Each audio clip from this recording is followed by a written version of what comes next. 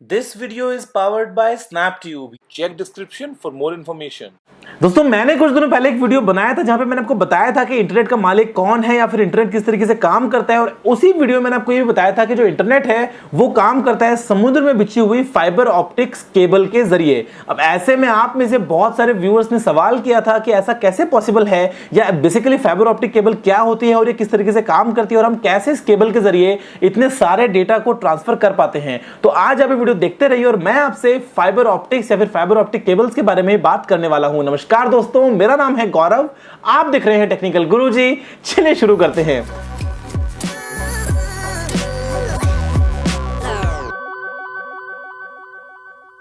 दोस्तों अगर आपको जानना है कि इंटरनेट का मालिक कौन है या फिर इंटरनेट कैसे काम करता है तो उस वीडियो का लिंक मैं आपको दे रहा हूं ऊपर कार्ड्स में, वहां पे जाके आप देख सकते हैं। लेकिन फिलहाल के लिए इस वीडियो में आपसे बात करता हूं फाइबर ऑप्टिक केबल्स के बारे में।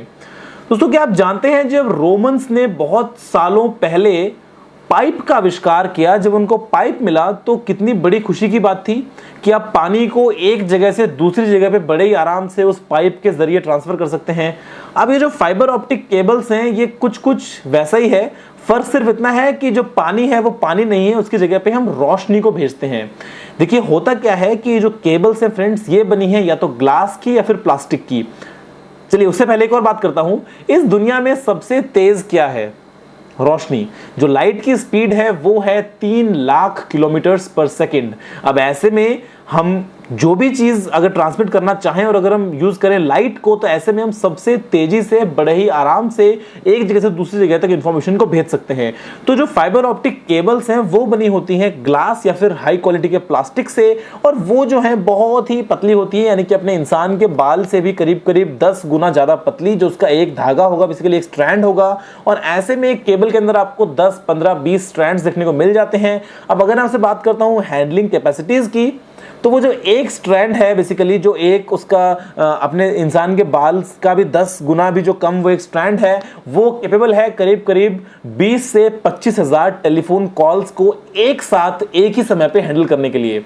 अब सोच के देखिएगा जो केबल के अंदर आपके 10, 15, 20 स्ट्रैंड्स लगे हैं तो वो तो millions and millions of traffic जो है वो हैंडल बड़े आराम से कर पाएंगे। अब होता क्या है कि यहाँ पे हम यूज करते हैं लाइट को, और लाइट को हम क्योंकि वो जो हमारी केबल है वो बनी है ग्लास से या फिर हाई क्वालिटी प्लास्टिक से, अगर हम एक एंड पे लाइट को डालेंगे तो वो दूसरे एंड पे हम उसको बड़े आराम से निकाल लेंगे। लेकिन लाइट वहां पे चल के जाएगी कैसे? ऐसा तो है नहीं कि 25,000 लाइट्स हमने एक साथ लगा दी और सामने एक साथ पहुंच गई। वो भी दोस्तों जाएंगी अंदर ही अंदर टोटल इंटरनल रिफ्लेक्शन के प्रिंसिपल के थ्रू। बेसिकली आपने जैसे ही एक एंड से एक लेजर बीम वहां पे डाला तो वो इंटरनली उसी ग्लास फाइबर में या उसी प्लास्टिक के फाइबर में रिफ्लेक्ट करता करता करता जिगजैग पैटर्न में और फाइनली अपने एंड डेस्टिनेशन तक पहुंच जाएगा। अब ऐसे में आप उस लेजर बीम को जब पल्स करते हैं, फॉर एग्जांपल आपने उसको ऑन ऑफ किया एक पर्टिकुलर पैटर्न में, तो इसका मतलब यह है कि आप दूसरे एंड में 0, 1, 1, 0 कुछ भी बाइनरी इंफॉर्मेशन को भेज रहे हैं, और वहां पे जो रिसीवर है, जो फोटो सेल लगा है, वो बड़े आराम से डिटेक्ट कर लेता है कि सामने से क्या सिग्नल आ रहा है, और बाद में उसको ये पता मिल जाता है कि वो सिग्नल जो है वो क्या है या फिर वो इंफॉर्मेशन जो है वो क्या है। तो यही एक कंसेप्ट है टोटल इंटरनल रिफ्लेक्शन का कि आप एक स्पेसिफिक एंगल, एक क्रिटिकल एंगल के बाद में अगर आप किसी भी लाइट बीम को छोड़ते हैं किसी भी फाइबर में, तो वो उस फाइबर से बाहर एस्केप नहीं होता, वो इंटरनली रिफ्लेक्ट करता करता दूसरे एंड तक पहुंच जाता है। ऐसे में जो मेन फाइबर है, जो इंटरनल जो मटेरियल उसको हम कहते हैं कोर, और उस कोर के ऊपर एक दूसरे मटेरियल की भी कोटिंग की जाती है जिसको हम कहते हैं क्लैडिंग। और क्लैडिंग का जो रिफ्रैक्टिव इंडेक्स होता है वो कोर से कम होता है, तो वो भी आपको मदद करता है एक तरीके से जैकेट प्रोवाइड करने में कि जो लाइट का जो आपका सिग्नल है वो उससे बाहर नहीं निकलेगा, वो ट्रैवल करता करता उस ग्लास फाइबर में आपके डेस्टिनेशन तक पहुंच जाएगा।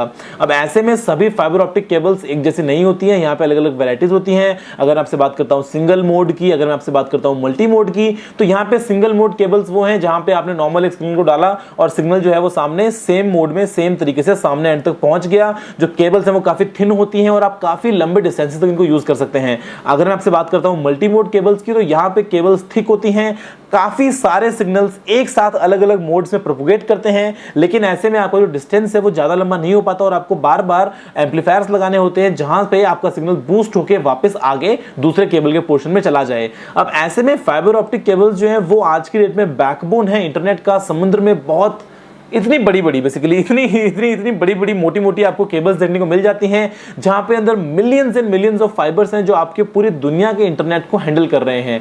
सैटेलाइट्स वगैरह कुछ भी नहीं है उनके सामने, क्योंकि जो डेटा स्पीड्स आपको मिलती है फाइबर ऑप्टिक्स में वो बड़ी ही कमाल की मिलती हैं। आप बात करते हैं इंटरनेट नेटवर्किंग की, आपके घर में अगर आपके पास में एक हाई स्पीड ब्रॉडबैंड है तो हो सकता है कि आपके घर तक भी फाइबर केबल आई हो और उस फाइबर केबल के जरिए ही आप अपना इंटरनेट वहां पे यूज कर पा रहे हो। अब ऐसे में इस केबल के साथ में सब चीजें अच्छी नहीं है, बहुत सारी चीजें अच्छी भी है लेकिन कुछ नुकसान भी हैं। नुकसान देखिए सबसे पहला तो यह है कि ये कॉस्टली है। दूसरा नुकसान यह है कि इसका जो इंस्टॉलेशन है वो थोड़ा सा महंगा है, थोड़ा टेक्निकल है, हर एक इंसान बड़े आराम से नहीं कर सकता। एक और चीज ये कि ये बहुत ही डेलिकेट है, अगर आपके पास में प्रॉपर प्रोटेक्शन नहीं है तो ऐसे में ये ब्रेक बहुत ही जल्दी हो सकती है, या थोड़ा भी आपका अलाइनमेंट बिगड़ा तो ये बहुत ही डेलिकेट है। लेकिन जो इसके फायदे हैं वो बड़े ही कमाल के हैं। पहली चीज जो डेटा स्पीड्स हैं वो बहुत ही कमाल की है। कंपैरिजन आप कर ही नहीं सकते अगर आप बात करते हो कोएक्सियल केबल की या ट्विस्टेड पेयर केबल की, जो आपकी नॉर्मल कॉपर की केबल्स होती हैं, जो आपकी फाइबर ऑप्टिक केबल्स है वो उनसे कहीं कहीं ज्यादा तेज स्पीड से आपको डेटा भेज पाएंगी। दूसरी चीज ये कि यहां पे कोई भी इंटरफेरेंस नहीं है एक्सटर्नली, चाहे बाहर मैग्नेटिक फील्ड हो, चाहे बाहर किसी भी तरह का कोई भी आपने डिवाइस, कोई जैमर या कुछ भी लगाया हो, इसको फर्क नहीं पड़ता क्योंकि ये रोशनी है और ये केबल के अंदर ट्रेवल कर रही है, तो एक्सटर्नल जो पैरामीटर्स हैं उसका कोई भी फर्क इस केबल पे या इसके डेटा पे नहीं पड़ेगा। तीसरी चीज ये कि यहाँ पे एटेन्यूएशन बहुत ही कम है, क्योंकि लाइट है और रिफ्लेक्ट होकर जा रही है तो बहुत लंबे डिस्टेंसेस तक आप बड़े आराम से सिग्नल को पहुंचा सकते हैं। इसके अलावा आप इसको हैक भी नहीं कर सकते। अगर इस कमरे से उस कमरे तक मैं वायरलेस कुछ कम्युनिकेशन करता हूं तो चांसेस हैं कि मैं यहां बीच में बैठ के हैक कर सकता हूं, लेकिन अगर एक केबल लगी है, फाइबर ऑप्टिक केबल है, तो मैं उसको हैक नहीं कर सकता हूं क्योंकि मैं बाहर से एक्सटर्नली उसको कंट्रोल कर ही नहीं पाऊंगा। तो यही कुछ एडवांटेजेस और डिसएडवांटेजेस हैं और आने वाले दिनों में फाइबर ऑप्टिक केबल्स और ज्यादा कॉमन हो रही हैं। बेसिकली इसका कोई अल्टरनेटिव बना ही नहीं है और हम इसी को यूज करते आ रहे हैं पिछले काफी टाइम से, और उम्मीद है कि आगे भी शायद इसको ही यूज करते रहेंगे। फिलहाल इस वीडियो में इतना दोस्तों, देखने आपको बहुत धन्यवाद। अगर आपको कोई और सवाल सुझाव हो तो आप नीचे कमेंट करना मत भूलिएगा, और अगर आपने अभी तक टेक्निकल वीडियो सब्सक्राइब नहीं किया है तो इस वीडियो को लाइक और शेयर करने के साथ साथ चैनल को सब्सक्राइब भी कर लीजिए, क्योंकि मैं आपके लिए रोजाना यहाँ पे इसी तरह की टेक वीडियोस लेके आता रहता हूं। फिलहाल के लिए इतना ही। जय हिंद, वंदे मातरम।